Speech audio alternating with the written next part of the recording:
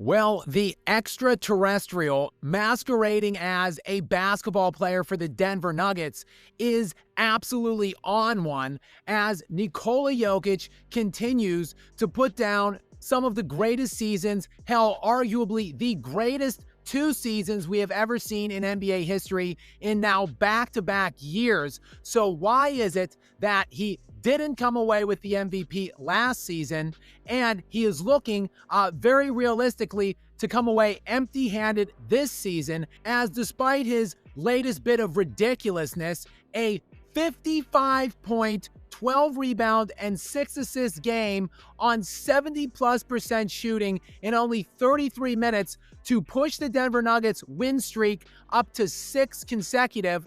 Despite that, Nikola Jokic is still either second in expected MVP voting odds for season end, or he is just slightly, very narrowly ahead of Shai Gilgeous-Alexander. You can see it here in the latest odds. These are up to date. FanDuel still has Shai Gilgeous-Alexander installed as a pretty hefty favorite right now, 150 plus 150 to plus 250. That is an extreme lead at this point of the season. And then DraftKings actually, for the first time all year, has narrowly edged Nikola Jokic up above to the #1 spot past Shai Gilgeous-Alexander, but that is a thin margin, plus 200 to plus 225. And guys, it isn't going to get any better for Nikola Jokic than this. As the season goes on, the Oklahoma City Thunder's team wins are only going to get more and more distant to the Denver Nuggets' number of team wins. That's even with the Nuggets looking like, very realistically, they're going to be a 65 to 67 win team this season if all these players can stay healthy. But the Oklahoma City Thunder are very realistically going to threaten the all-time record for most wins in a single season. They are right now pacing for 76 wins, and they have a 15.5-point net differential at this point, which would shatter their own record previously set last year. And that is all with Jalen Williams, who was All-NBA last season, not even playing a game yet. So they're going to win 70 or more, which means that the gap of the team wins between the Thunder and the Nuggets will get more pronounced as the season goes on. Right now, it's realistically just one game separating, one game at least in the loss column, as the Nuggets have 2 losses, they're 9-2, and the Thunder have 1 loss, they're 12-1. They've played 2 more games at this point than have the Nuggets, so they do have a couple of more wins. But in the loss column, it's just one game separating. This is as good as that's ever going to look. And Nikola Jokic in the last 6 games in the month of November, in which the Nuggets haven't lost a single one of those games, Jokic is averaging 36 points per game, 12 rebounds, and 11 assists on 70% shooting from the field. He is never going to be better than this 6-game stretch. How do I know that? Because nobody in NBA history has executed this such stretch. Nobody in league history has ever gone with a 35-point triple-double on 70% shooting from the field. Nobody. Not Wilt Chamberlain, not LeBron James, not even Michael Jordan. So this is as good as Nikola Jokic is going to be. This is as good as his Denver Nuggets are going to be comparatively to the Oklahoma City Thunder. And yet we are in this razor-thin gap right now in which actually Shai is still the expected favorite to win the MVP award. So that gap is only going to widen presumptively as the season goes on. So why is that? Why is it that Nikola Jokic could be arguably the greatest individual player that has ever existed at this point in his peak at the age of 30, and he did not win the MVP last season when he posted a 30-point triple-double for the entire year, and now it is looking very realistically, hell, I would say it's an outright strong favorite that he will not be getting the MVP this season. So how exactly is it? Well, let's have an honest discussion about where we're at in the MVP race right now, where we're at between the head-to-head of Shai Gilgeous-Alexander and Nikola Jokic, something that is probably going to come to define the NBA for the next probably 3 to 5 years, something ultimately that will be a very memorable battle and a race between these two when we look back in the history of the NBA. Of course, Jokic beat Shai out for the MVP two seasons ago. It was Jokic 1, Shai 2. Last year, it was Shai 1, Jokic 2. And this year, they are going to, the two of them, be running away with those top 2 spots. It's really just a matter of where they finish. And again, it looks right now like Shai Gilgeous-Alexander is the overwhelming favorite. There are 3 ways to break this race down, to take a look at them. And I will dig into all 3 elements of it right now. It is, of course, the standard metrics. So who's better? Whose outright standard box is better? Whose stats are better? Whose advanced metrics are better? And then ultimately, which is a big thing for the MVP, many would argue it is the most important element of the MVP. How much better do you make your team? What is your impact on winning games? I'm not talking about who wins the most games, because there are other factors at play, like your supporting cast, that we have to balance there.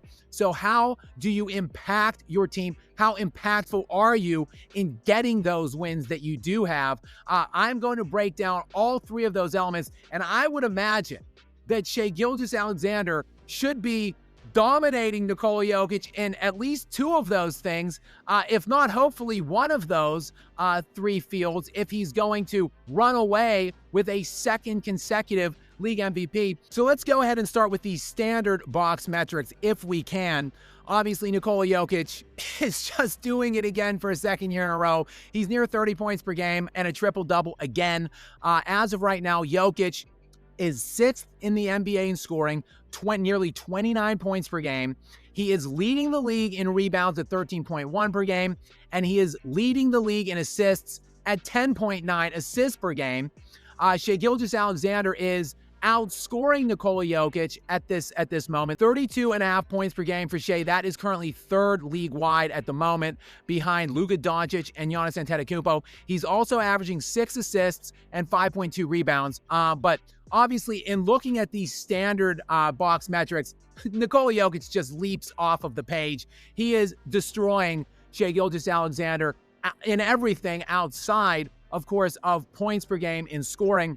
But when you really factor in the efficiency of it all and how many more shots per game Shai Gilgeous-Alexander is taking than Nikola Jokic, I don't think it's a very difficult case at all to make that Nikola Jokic is a much better scorer than Shai Gilgeous-Alexander is at this point in time. First of all, we're talking about 3.7 points per game. That's Shai's edge on Nikola Jokic in scoring. However, Shai Gilgeous-Alexander is currently leading the NBA, leading the league in shot attempts at 275, while Nikola Jokic is only shot 177 times this season to this point. That is nearly 100 fewer shots in only an eighth of the season for Nikola Jokic, for 3.5 more points basically per game. Oh, and then of course there's the free throws and the implication that Shai Gilgeous-Alexander is in fact a free throw merchant. You've never heard me make those claims, but Shai is currently leading the NBA in free throw attempts at this moment,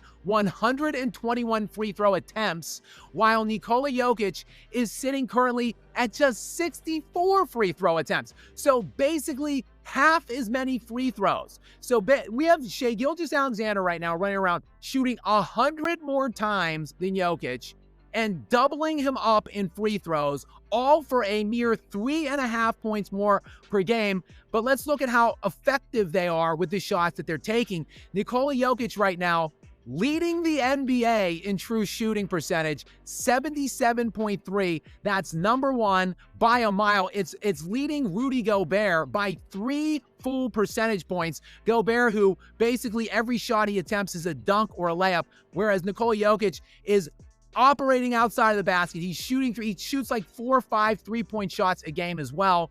The fact that he's leading the NBA in true shooting percentage by 3 full percentage points is, again, just one of the many stupefying metrics that Nikola Jokic is producing this season. Shai Gilgeous-Alexander, meanwhile, a very respectable 64.4% true shooting percentage. That's good for 41st league-wide. So Jokic leading the league in true shooting, Shai 41st. Now, I know what many of you are probably thinking, though, but the whole offense is built around Nikola Jokic. He's obviously just running the entire system around him, ball hogging to get his own stats up. Well, not so fast. Shai Gilgeous-Alexander right now, this season to this point, is 4th league-wide in usage rate, whereas Nikola Jokic is sitting at just 26th league-wide right now, below players like Paolo Banchero and Josh Giddey. So Jokic is posting a damn near 30-point triple-double on 77% shooting, true shooting percentage, and he's only 26th league-wide in usage. This is a declarative slam dunk for Nikola Jokic. He gets the easy check mark in the standard box metrics. So let's just go ahead and move on and see. I'm sure Shai is going to fare better in the advanced ratings because these things are really the most important in terms of the MVP voters and able to predict who's going to win the league MVP. Basically, for the last 20 years now, whoever leads the league in these 4 king advanced metrics, that would be box plus minus, player efficiency rating, value over replacement, and win share. And whoever wins in those categories typically for the last 20 years is going to be your league MVP. Right now, Nikola Jokic is just destroying Shai Gilgeous-Alexander in all 4 of these. I don't know what to say. It's not really close. Shai is 2nd or 3rd in most of them, but it is a distant 2nd or 3rd to Nikola Jokic. The BPM, that's box plus minus, it is the most glaring and extreme advantage for Nikola Jokic. Shai Gilgeous-Alexander, again, is 2nd, and Shai is posting an all-time historical great single-season BPM right now. He's sitting at 12.5. That is a top 10 all-time historical BPM mark. Jokic, though, is at 20.8, which would absolutely shatter his own record, all-time record from 2022 of 13.7. His own all-time record is 13.7. He's at 20.8 right now after a month and just absolutely lapping SGA. In value over replacement, again, Jokic has the advantage. Again, Shai at 2, but it's a pretty wide advantage for this time in the season. Jokic is sitting at 2.2 and Shai is sitting at 1.6. Then we get to player efficiency rating. Again, Nikola Jokic looking to shatter his own all-time record. He is nearly at 40 on the player efficiency rating scale right now, 39.4. And Shai, again, posting an all-time historically excellent PER in his own right this year, 32.2, but a distant. He's like 7 full points behind Nikola Jokic. Then we get to the big ones because these are the ones that the voters used to justify Shai getting the MVP last year. Again, Shai didn't do anything better than Nikola Jokic last year. I could point to a number of other metrics which show also that Jokic was not only substantially better than Shai individually, but more impactful and valuable to getting his team's wins than Shai was last season. But the one and only thing the voters hung their hat on last year was win shares. And look, win shares also factor in how many games you play. And Shai just played in a lot more games than Nikola Jokic. Jokic missed like 10 more games last year than Shai. An uncharacteristic year for Nikola Jokic where he did miss a pretty significant amount of games for him. Well, this year, Nikola Jokic has recaptured his dominance in the win share category as well, whereas he is leading right now Shai Gilgeous-Alexander by 0.4 of a point. He is at 3.6 to Shai's 3.2, nearly a full half point better than Shai in win share, despite playing in 2 fewer games right now than Shai Gilgeous-Alexander. So that can be bared out when you look at the win share per 48 minutes, where there is a monstrous chasm being opened up in Nikola Jokic's lead over Shai Gilgeous-Alexander, 0.47 nearly to 0.35 win share per 48 minutes. So an easy, declarative slam dunk check mark for Nikola Jokic in the standard box metrics. And an even easier check mark, like as dominant as he is against Shai head-to-head in the standard box metrics and his standard statistics, he's even more dominant over Shai in the advanced metrics.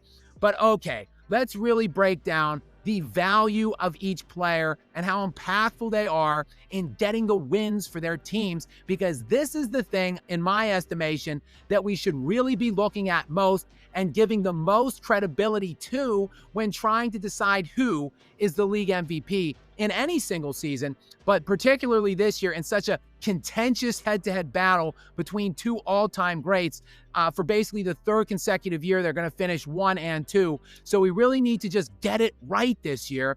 So let's see who is more impactful for their teams right now. And in order to do that, there's a number of different metrics that I personally like to look at. If you guys are familiar with me, my brand, and this channel, I talk often about the on-off metrics. Now, let me just explain it to you very simplistically if you are new to this channel. On-off measures and evaluates your impact by how many points you add or how many points your team loses when you are on the floor per 100 possessions, or if you are off the floor per 100 possessions. In order to do that, every single second these players play on the court is tracked. Every single second they're on the bench is tracked. You add it all up and then you average it out to a per 100 pace rate, which is essentially how many possessions there are in an NBA game this season. So to me, this is a very significant metric, perhaps the most important one of all. Looking at Shai Gilgeous-Alexander, he has been elite offensively this year for the Oklahoma City Thunder. When Shai is on the floor per 100 possessions on offense for the Thunder, he is adding 15.7 points per game. That's plus nearly 16 points added per 100 possessions that he is on the floor versus off of it, meaning they lose nearly 16 points per game when he's on the bench per 100 possessions. But on defense, which again is one of the things that many people hang Shai's advantage over Jokic in, that Jokic is just such a lousy defender and Shai is an elite defender.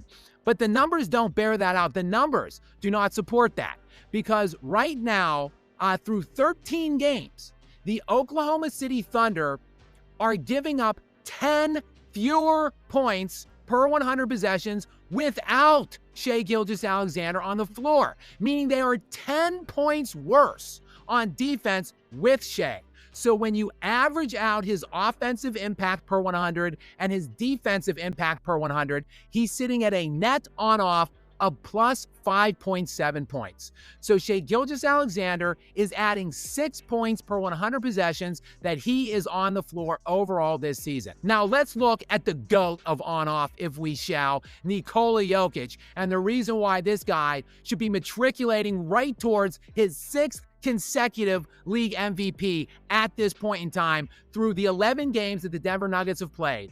With Nikola Jokic on the floor, for offense, he is adding 20.7 points per 100 possessions, nearly 21 points added per 100 possessions on the court offensively. But on defense, still, the Denver Nuggets are significantly better with Jokic on the floor than off, as they're giving up 4 points fewer per the 100 possessions Jokic is on the floor versus off. So when you add it all up for him, the offense and the defensive numbers added, Jokic right now is sitting at a net on-off of plus 24.6, nearly 25 points per game added per 100 versus Shai's nearly 6. So almost 20 points better in this metric. Like, I don't understand what these voters, what kind of drugs are these people on? What are they drinking? Obviously, it's haterade, but we'll get into that here in a moment, because I do want to look at one more metric in terms of the impact on getting these wins for their individual teams. Another thing Shai led the league last year in was plus minus. He led the league in it. Jokic was second. Of course, Shai has a much better team. He played in like 10 more games than Jokic, and still Jokic was second to Shai. But this year, again, Jokic, just like with win shares, has flipped the script on the plus minus. Nikola Jokic right now, after only 11 games played versus the 13 games played by Shai Gilgeous-Alexander is leading the NBA in plus minus. Shai is second, but Jokic plus 168 right now, and Shai plus 157, again, in 2 more games for Shai. So again, an absolute decisive check mark for Nikola Jokic. He is destroying Shai Gilgeous-Alexander, who this video is not a hate video on Shai Gilgeous-Alexander. I'm sorry that it has to come across like that because I don't intend for it to. Shai Gilgeous-Alexander is a classy player. He is an elite player. He's the second or third best player in the NBA right now, and he's probably verging on like top 20 all time on the trajectory that he's pacing for right now. I have nothing against Shai Gilgeous-Alexander. He didn't deserve last year's MVP. You gave it to him, fine. Let's right the ship though this year and give it to the rightful MVP, Nikola Jokic. That is what this video is about, and the fact that it looks pretty certain that that isn't going to happen for a second year in a row now and a third time in the last 6 years for Nikola Jokic. So why might that be?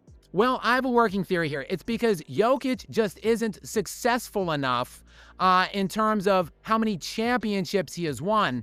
But I think that the championship situation with Nikola Jokic is a unique one. It's a nuanced conversation because we really have to look at who Nikola Jokic has had versus who some of the peers that he's being compared to has had. Something went viral the other night. Charles Barkley and Shaquille O'Neal were bickering about Nikola Jokic. Barkley was making his case as to why Nikola Jokic was the best player on the planet right now and should be the league MVP. And he basically told Shaq that Jokic wowould destroy him head to head. Not moving the goalpost. The Joker would have killed you. I just said, took you out to the three-point line and just dotted your eye with them threes. Now that prompted, a viral battle back and forth. Many people crawling on various social media platforms talking about why Shaq is better, or just saying merely that Nikola Jokic has to win more than one ring to be able to pass many of these all-time greats like Shaquille O'Neal. But look at the supporting cast. Shaquille O'Neal, from his age 27 to 34 seasons in the NBA, played with Kobe Bryant for 5 years and Dwayne Wade for 3 years. Now, I'm just going to put up the advanced metrics of those two players. Here's Kobe's. In all 5 of the years that Kobe Bryant played, you can see his BPM, VORP, and PER for 1999-2000 season, running through the 2003-2004 season, which was their last year together. And if you aggregate all of those numbers up, Kobe Bryant was the 9th highest rated player league-wide across all positions during that 5-year stretch. So the 9th highest rated player based on all the advanced metrics, and that was while he was the best guard in the NBA. He had 3 first-team All-NBA selections out of those 5 seasons and 2 second-team All-NBA selections, and he made an All-NBA defensive team as well all 5 years. Now, looking at Dwayne Wade for the 3 seasons that Shaquille O'Neal played with D. Wade in Miami, and I'm going to put it up here, the BPM, VORP, and PER for Dwayne Wade in those 3 seasons. If you average all of those out, Dwayne Wade was actually the 7th highest rated player across all positions league-wide. He made 2 second-team All-NBAs in those 3 years and 1 third-team All-NBA. So Shaq basically played with like the best shooting guard in the NBA for 8 straight years. Oh, and by the way, the 2nd greatest shooting guard ever in Kobe Bryant behind only Michael Jordan, and a slam dunk top 5 shooting guard all time in Dwayne Wade in his prime. That's who Shaquille O'Neal got in his age 27 to 34 seasons in his prime for 8 years. That's what Shaq had to win 4 NBA championships. So Nikola Jokic, well, what did he have? What has that guy had from the time he turned 25 and won his first league MVP, running all the way through this year? Well, he had Jamal Murray, obviously, as his 2nd best player on the team for all of these seasons up to and including this year, although he did only have Jamal Murray for 5 of those 6 seasons because, of course, Murray missed the entirety of the 2021-2022 league year with a knee injury, so he didn't even play any of that regular season or postseason. But in now the 5 years, including this season, that Jamal Murray has played in with Nikola Jokic, I'm going to put up all of his advanced numbers for each one of those individual seasons at this time. You can see his BPM, VORP, and PER. And when you average all that out, including this year, Nikola Jokic, age 25 to 30, Jamal Murray is the 50th average player league-wide across all positions in terms of his net rating. So he is the 50th best player. So you got Shaquille O'Neal running around here with like a top 9 player who is the best shooting guard in the NBA at the time to win his 4 rings, while Nikola Jokic's best player is the 50th best player over that span of time, who made not one single All-NBA selection during that entire 6-year run, and not even a single All-Star selection either. Oh, and then the 1 year that he didn't play at all, that would be 2021-2022, which was an MVP season for Nikola Jokic, probably his best season ever until this season. That's when he set the all-time record for BPM. Aaron Gordon, who scored 15 points per game in that year, Gordon was the second leading scorer on the Nuggets that year at 15 points per game, and he was Nikola Jokic's second best player that year in his best season yet, before this season, that is. And Gordon, if you average everything out that he did, was the 112th best rated player league-wide across all positions. These are the people that Nikola Jokic has running around with him, where he's being compared to guys like Shaquille O'Neal. Give Nikola Jokic the league-level replacement of Kobe Bryant and Dwayne Wade for an 8-year span of his prime, and I guarantee you he would have more than 4 NBA championships. Hell, this guy somehow still has 1, even despite the relative filth that he's been playing with all of these seasons. And we can do this for every big that is played that Nikola Jokic is trying to pass now at this point. Kareem Abdul-Jabbar won every one of his championships, one with Oscar Robertson, and all of the other 5 with Magic Johnson, and James Worthy in some of those championships. So the lack of help Nikola Jokic has had is stark. It is egregious. And yet we're gatekeeping his number of MVPs at this point because he only has 1 MVP. We saw it when Joel Embiid got his pity MVP and Jokic got snubbed out of that one. The league voters, the writers, simply weren't going to give Jokic a 3rd MVP with no championships. So that year when they gave Embiid the MVP, Jokic went on to win the NBA championship, and then Jokic got the MVP the next season. That's what we're doing right now. We're gatekeeping Nikola Jokic. They're not going to give him the 4th league MVP until he gets the 2nd NBA championship. So just go ahead and kiss this year goodbye already. It ain't going to happen. If he somehow beats the Thunder this year, who the Thunder look like they're going to basically break all of the records they set last year, be even better than they were last year. So if Nikola Jokic somehow manages to beat that team and win a championship this year, then maybe they'll give him a 4th one next season. But I wouldn't hold my breath for that one because, damn it, everybody hates Nikola Jokic, and it's just preposterous at this point. It's reached ridiculous levels that a guy playing at this level has somehow been rendered underrated based on the amount of hate that he's getting from the mass media and the people that are voting with an extreme bias for these MVP awards. Guys, many thanks for joining me as always. If you did like this video, perhaps you would like to learn more about just how little help Nikola Jokic does have. Now, the video I'm going to link here, I did it after they lost to the Timberwolves 2 seasons ago in the playoffs, so it needs a little bit of an update, a refresher, if you will. But you can take a look at Nikola Jokic's supporting cast through the first 9 seasons of his career and compare that to every single MVP winner and the supporting casts that they had starting in the 1980 season to present day. That video is right here if you want to take a look at it. Guys, please also make sure you hit that subscribe button for me. I'm trying to hit this 100,000 goal before the end of this year. We're in a crunch. We're up against it. We only have like a month and a half left, so help me out and subscribe if you haven't already. And please hype this video up if you liked it. Drop me a like, a comment. You know how to do it for me. Guys, I love you. I appreciate all of you. And if you like my stuff, also, one final thing I have to ask, turn the notifications on so you can stay up to date with more from me. Until next time, guys.